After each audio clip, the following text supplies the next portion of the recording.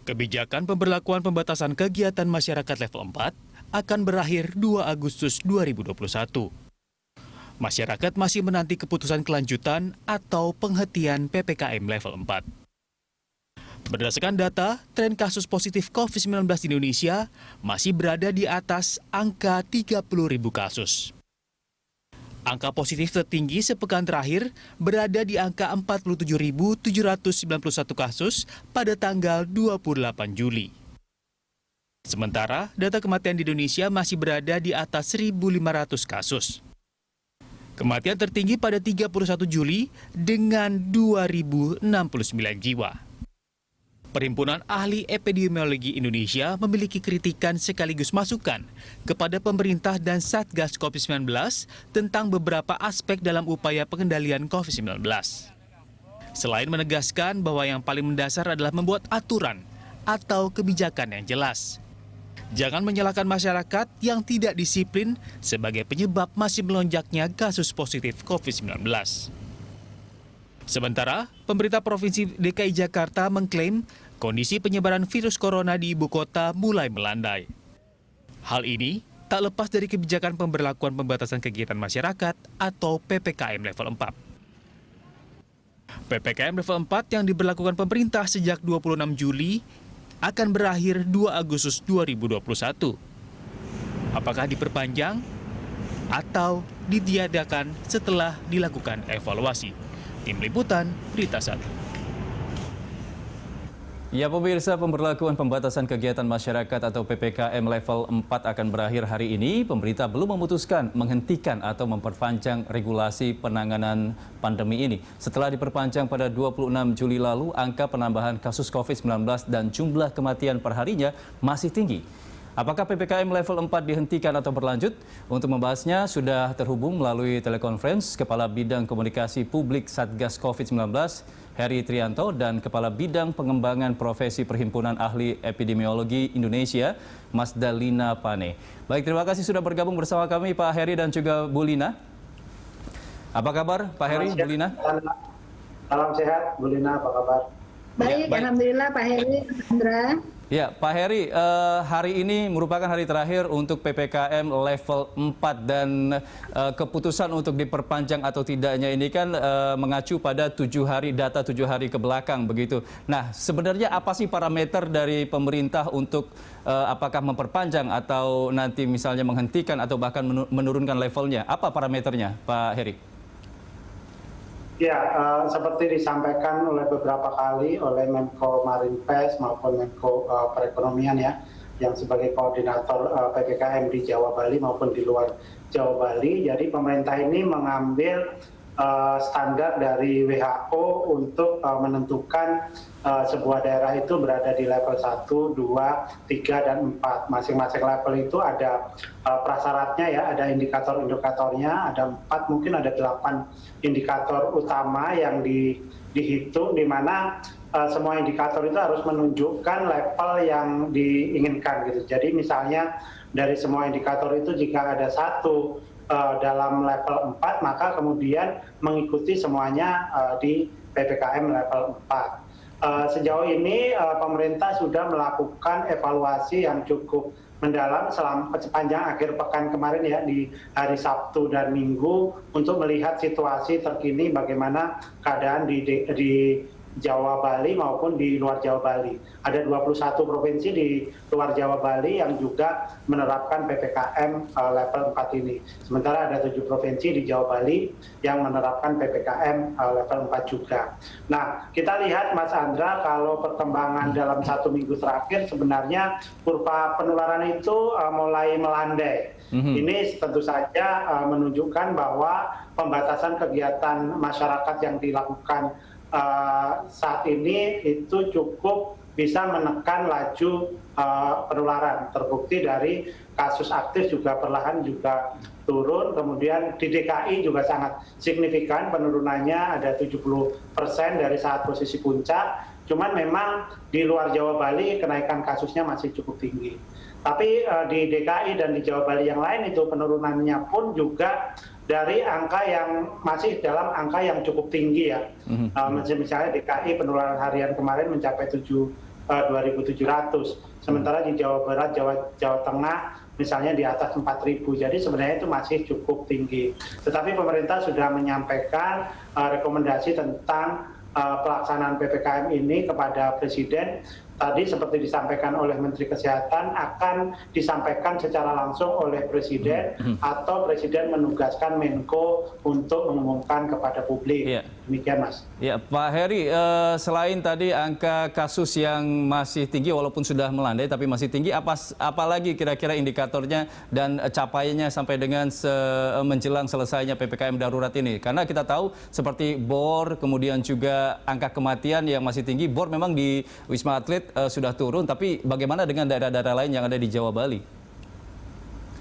Iya benar, memang ketersediaan BOR di Jawa Bali sebenarnya secara kumulatif ini mengalami penurunan. Tetapi juga harus dilihat secara lebih detail ke mikro ke masing-masing rumah sakit seperti apa. Memang situasinya masih cukup tinggi, beberapa kota di Jawa seperti di Blitar kemarin bahkan rumah sakit masih cukup kewalahan gitu ya, menangani pasien gitu. Di DKI memang rata-rata menurun, tetapi rumah sakit juga bebannya juga terus berkurang.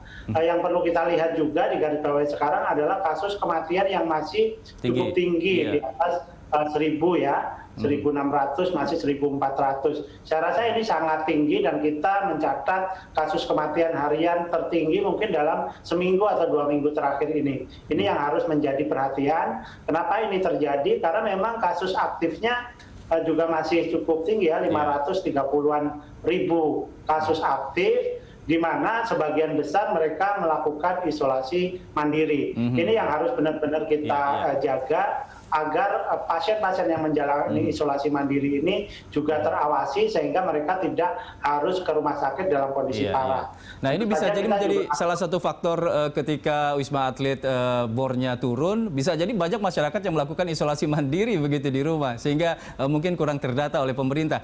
Saya minta tanggapan dulu dari Bu Lina. Bu Lina, Anda melihat untuk 7 hari ke belakang kemarin seperti apa evaluasinya agar pemerintah ini tepat dalam mengambil keputusan apakah diperpanjang atau dihentikan untuk PPKM level 4 ini? Baik, Mas Andra. Jadi kalau kita lihat memang ada sedikit penurunan dari kasus baru, kemudian juga kasus barunya sedikit turun ya, walaupun nggak terlalu nendang juga untuk pengendalian. Tetapi yang menjadi lesson learn yang baik adalah DKI Jakarta. Jadi ada 6 target sebenarnya yang sudah dibuat oleh pemerintah. Kalau itu diikuti dan kita lihat diikuti oleh Jakarta dengan sangat baik, itu hasilnya akan baik. Yang pertama tentu testing. Testing itu overall Indonesia harusnya kan di atas 500.000. Tapi kalau kita lihat itu distribusinya tidak merata. Jakarta sangat baik sekali, di atas rata-rata standar dari mereka. Kemudian juga tracing. 2 minggu terakhir 1.600 tracer dari berbagai institusi itu sudah mulai bekerja di Jakarta. Ada 900 lebih tenaga CPNS yang dikerahkan untuk tracing digital, kemudian dibantu oleh Satgas sekitar 524 mulai minggu ini, kemudian ditambah dengan tracer relawan dari WHO, dari kampus, itu juga cukup banyak. Walaupun sebenarnya target tracing itu bukanlah target utamanya, bukanlah kontak erat 15 kontak erat, tetapi target tracing itu adalah 80% kasus baru itu mampu di-trace, itu target utamanya. Saya lihat Jakarta merupakan lesson learn yang baik sehingga bisa mampu menurunkan atau mengendalikan ini dengan cepat dan baik. Juga target BOR-nya walaupun kematiannya saat ini kalau menurut pandangan kami dari sisi rate itu meningkat sedikit dibanding yang lalu, malah 3% kematiannya. Nah ini yang harus kita dalami, apakah kematiannya itu terjadi di rumah sakit ataukah terjadi di isolasi mandiri. Kematian adalah sinyal terakhir, Mas Andra. Terkadang testing dan jumlah kasus itu bisa disembunyikan, tetapi kematian adalah hal yang tidak bisa disembunyikan. Sehingga jika kematian masih tinggi, maka itu menandakan ada yang salah di dalam pengendalian baik di hulu maupun di hilir.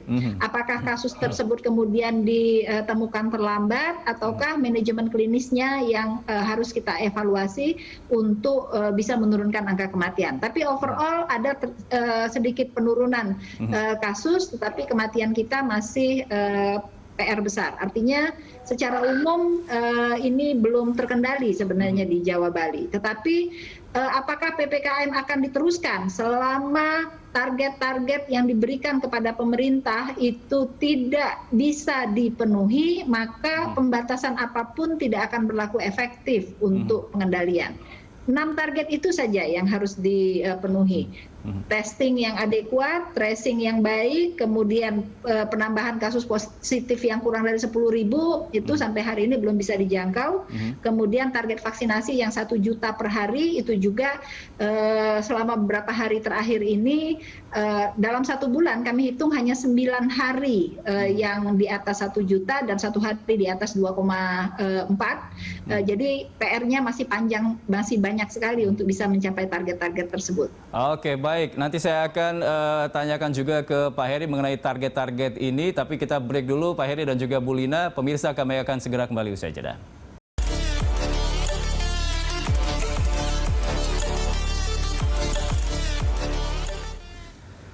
Ya, terima kasih Anda masih bersama kami dalam Landstalk, dan sebelum kita lanjutkan dialog kita bersama Pak Heri dan juga Bu Lina, saya akan sampaikan satu informasi berikut ini. Pemirsa, jelang berakhirnya PPKM, angka kasus harian dan angka kematian tercatat masih tinggi, dan berikut kita simak datanya.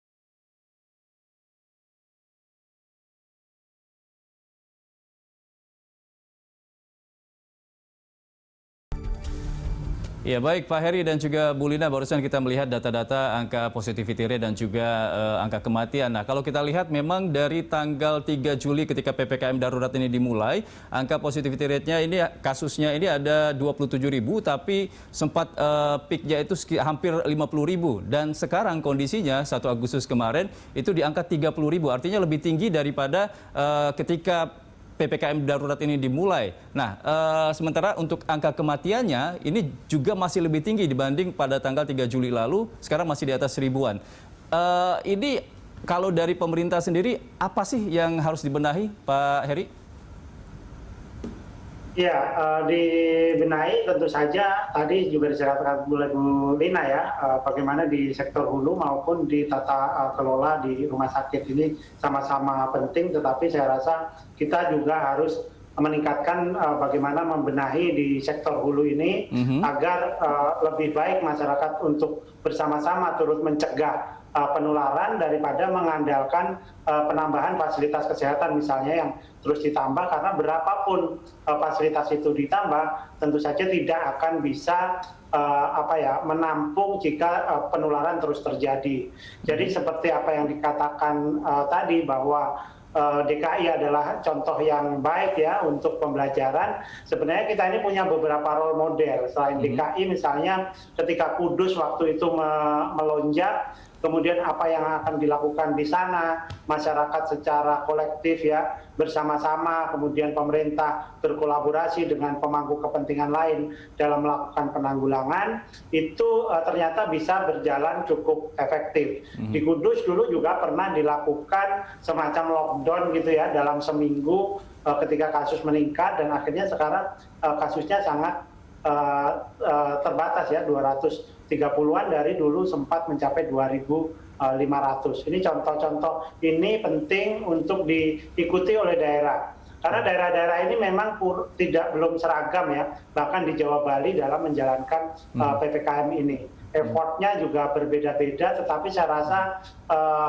tujuan besar bahwa kita harus mengendalikan mobilitas untuk memperkecil potensi terjadinya penularan ya antar manusia itu bisa dilakukan. Apalagi Mas Andra sekarang kalau kita perhatikan datanya di luar Jawa Bali seperti di Riau, Kalimantan Timur itu terjadi kenaikan yang cukup signifikan ya penularannya. Jadi ini juga menjadi perhatian juga dari pemerintah bagaimana agar ketika terjadi penurunan di Jawa dan Bali misalnya, itu kemudian kasusnya tidak kemudian berpindah atau seperti pingpong gitu keluar Jawa, di mana ketika di sini turun, di sana naik. Dulu kan juga pernah terjadi sebelum Lebaran, ketika di Jawa ini kasusnya turun sedemikian rupa, kemudian terjadi eskalasi peningkatan di Sumatera waktu itu.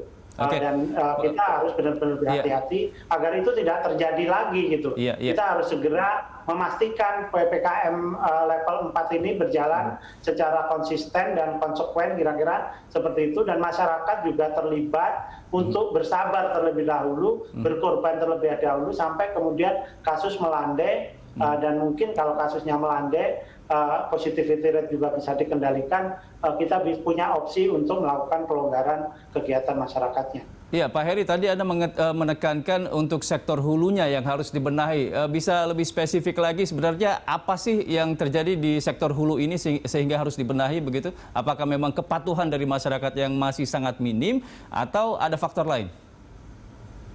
Ya, jadi masih ada, kalau kita ngomong di komunitas yang lebih mikro ya, sekarang masih ada 27% di desa di seluruh Indonesia ini yang tingkat kepatuhannya menjalankan protokol kesehatan itu rendah. Rendah itu di bawah 75% ya.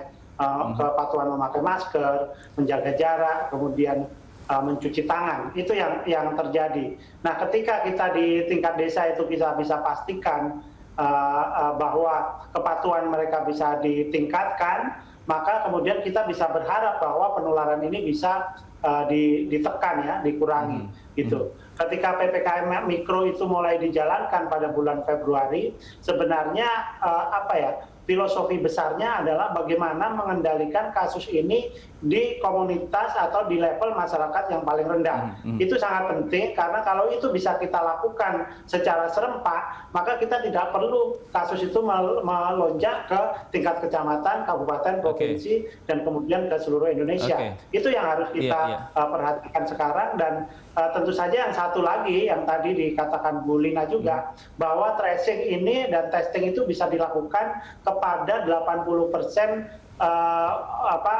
pasien yang tertular gitu. Kalau itu bisa kita lakukan secara efektif, maka kemudian kita ini bisa melokalisir penularan, bisa mengendalikan penularan. Makanya testing ini atau 3T ini juga dinaikkan terus. Kendati belum mencapai target ya, kita pernah di 240.000, tapi rata-ratanya di atas 150.000, 170.000. Pak Heri, artinya apapun kebijakan yang dikeluarkan pemerintah, baik itu mau PPKM level 4 atau bahkan level 10, tapi kalau kepatuhan dari masyarakatnya sendiri masih sangat minim, ya akan sia-sia begitu kan. Saya akan coba ke Bu Lina. Bu Lina menanggapi apa yang tadi disampaikan oleh Pak Heri. Apakah memang titik masalahnya ini ada di hulu atau justru aturan dari pemerintahnya yang belum sangat tegas dan tepat begitu? Ya, kalau untuk yang sekarang sebenarnya itu sudah bisa diprediksi ya. Diprediksi itu dalam arti yang sekarang ini berbeda dengan transmisi yang lalu.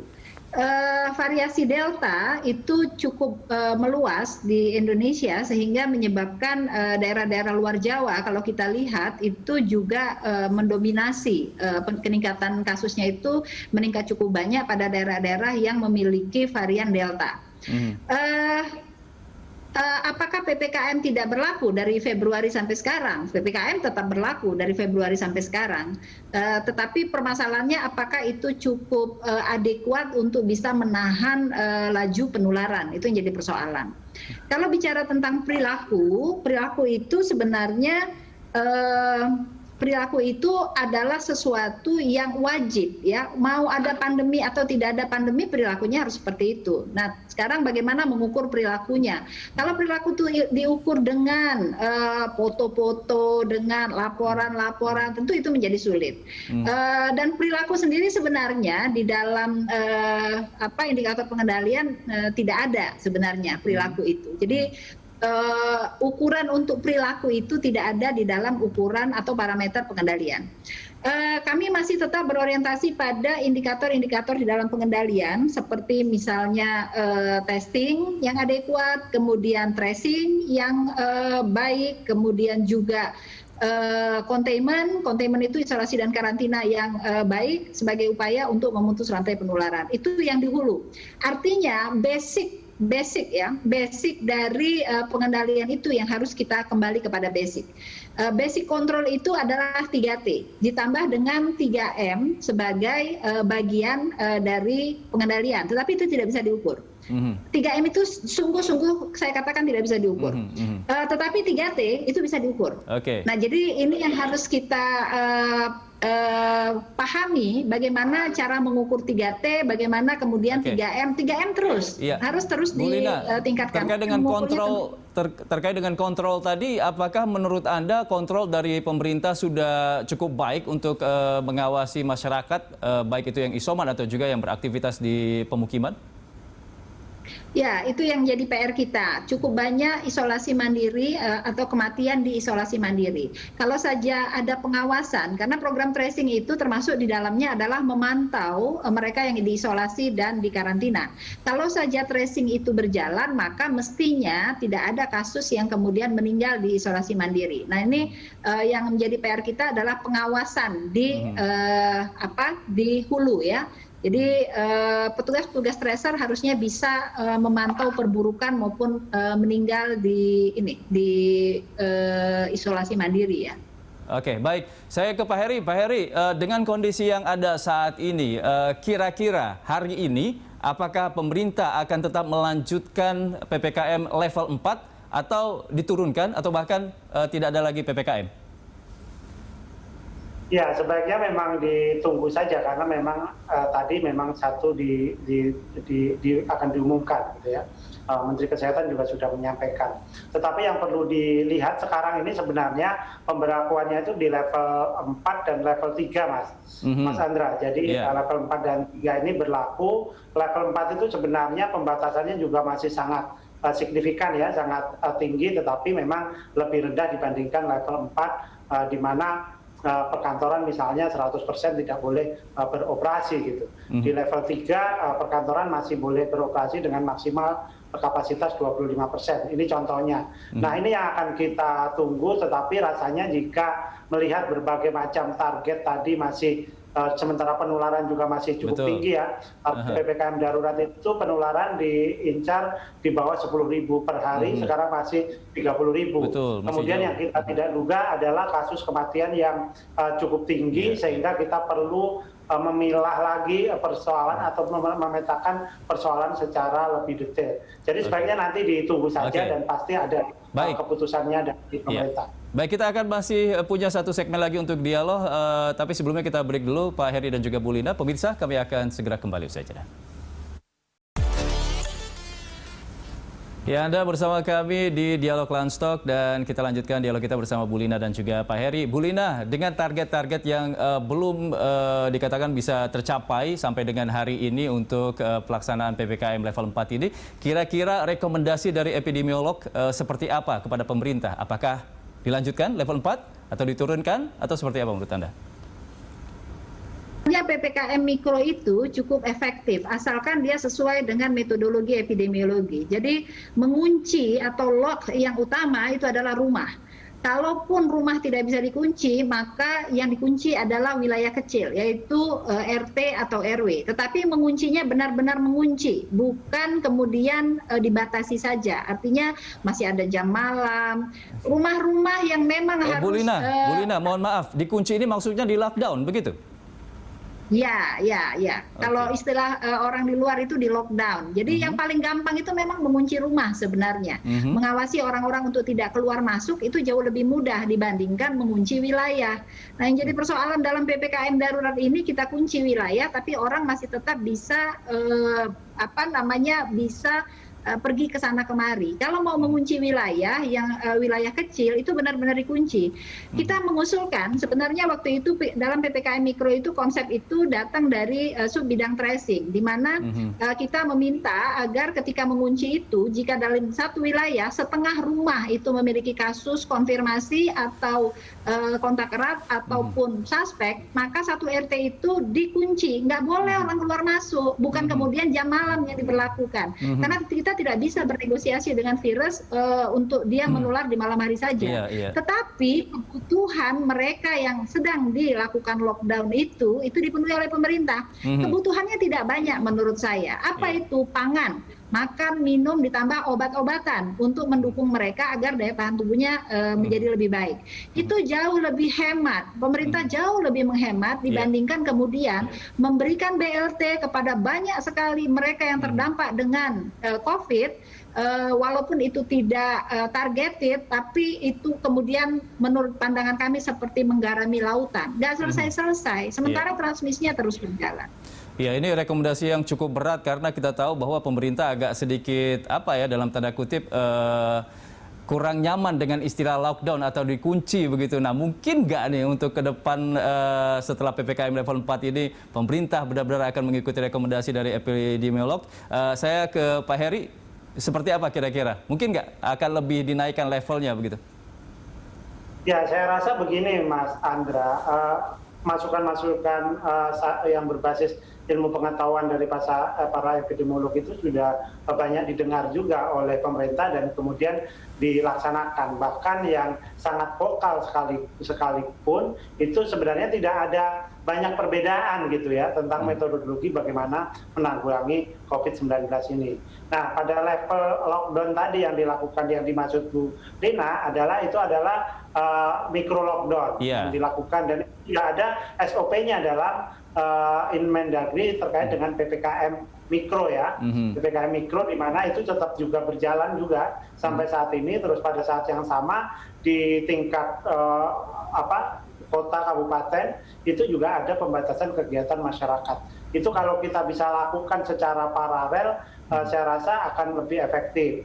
Tetapi evaluasi yang sekarang pun ketika PPKM level 4 ini diberlakukan, memang angka mobilitas yang dilihat dari Google maupun Facebook ya, itu memang berkurang ya, penurunan mobilitas masyarakat berkurang 20-30%. Tetapi harus dilihat bahwa mobilitas di tingkat pemukiman itu masih terlihat. Jadi masyarakat nggak boleh pergi agak jauh, tetapi tetap berkeliaran di tempat yang dekat. Nah, yang kemudian bisa menjawab kenapa tingkat penularan itu masih terus terjadi.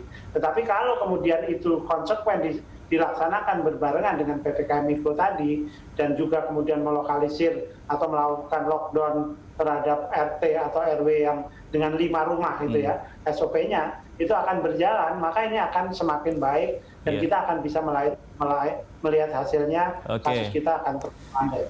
Oke, baik. Kita akan tunggu nanti seperti apa keputusan dari pemerintah hari ini ya, Pak Heri ya. Akan diumumkan apakah dilanjutkan atau tidak begitu? Ya, betul. Oke, baik. Terima kasih Pak Heri dan juga Bu Lina sudah memberikan penjelasannya di Landstalk. Selamat kembali beraktivitas.